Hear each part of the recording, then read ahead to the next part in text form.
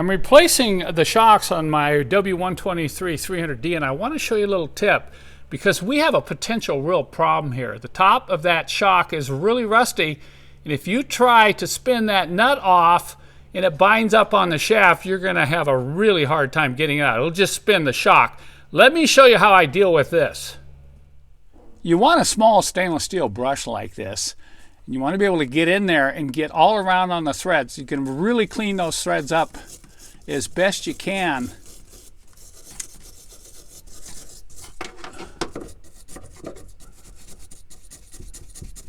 Don't take a shortcut on this. Get those threads as clean as you can.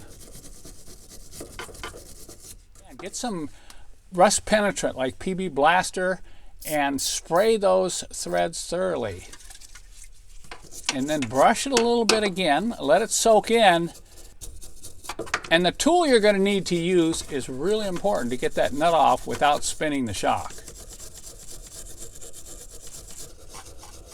You can see how much rust is still coming out of the threads even after applying the rust penetrant.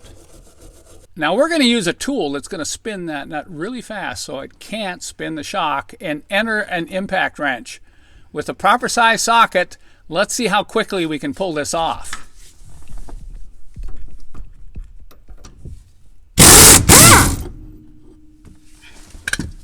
Look at that.